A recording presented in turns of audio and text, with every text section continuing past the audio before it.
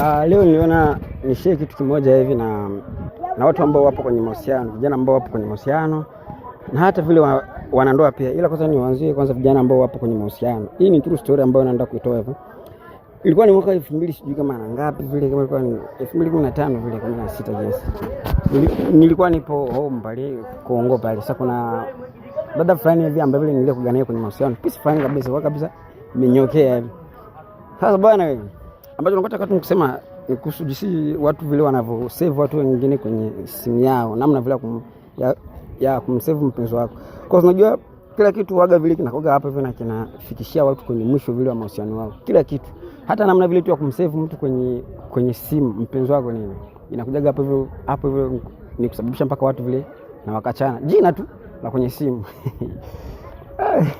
Sasa ndo yenyewe ilikuwa yani jina lake ile ilikuwa ni Neli. Sasa sema tu mimi kwenye simu yangu waga vile nakuga na ile kawaida sana vile na desturi vile ya kuwasave watu jina lako tu, yani herufi ya kwanza ya jina lako. Na kama vile mkiwa vile wawili watatu ambao vile mnao hapo kufanana majina kwenye simu yangu, yani hapa na save namba 1, namba 2 na namba 3, lakini waga tunachukua tu ile tu jina tu la kwanza. Sasa herufi tu ya kwanza jina lako. Sasa yeye kwa hivyo vile alikuwa vile Neli, and then sasa hapo hivyo na ndo nikachukua ile tu N tu ya mwanzoni, ndio mimi vitu nikamsave N ikaisha vile. Sasa yeye kwenye simu yake yeye kanisave mimi sijui Mai, and hapo hiyo ndo kaweka vile ni makopa fulani hivi Mai na makopa hivi vyekundu nani kawaida sana ya wanawake. Sasa ikatokea siku fulani hivi tumekutana hivi, tumekaa tumetulia tunapiga story, ikabidi kila mmoja achukue simu ya mwenzie. True story kabisa, sio tukamba hapo nafanya vile nimeagizwa, ni kweli kabisa. Katika ile pita pekwa nini, mimi hapa hivyo najitafuta kwenye simu yake ananisave namna gani, na hivi ndo anajitafuta huko. Sasa nikaja hivyo nikuangalia kwenye orodha vile watu ambao vile wanao hapo hivyo nikumpigia sana, na ambao vile wanao hapo hivyo nikuongea nao sana, nikakuta jina la kwanza limeandikwa Mai, alafu na makopa vingi. Sasa jamaa wapi, mbona kabla nataka hapo nichukulie mzigo.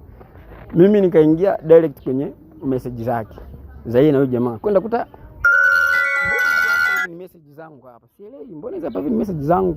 Sasa kitu ambacho nilizoga hapa hivyo nikifanya mimi ikabidi sasa hapo mfanye na nichunguze na ile namba kama ni ya nani, kwenda kuchunguza namba, mbona hii namba yangu ndio amenisave Mai hivi na makopa afu naweza kulipa na ile ndaga kwenye simu yangu. Amekuta mimi hapa hivyo nime save tu N tu, umeona.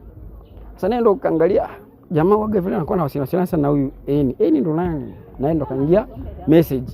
Kuingia kule message kakuta nini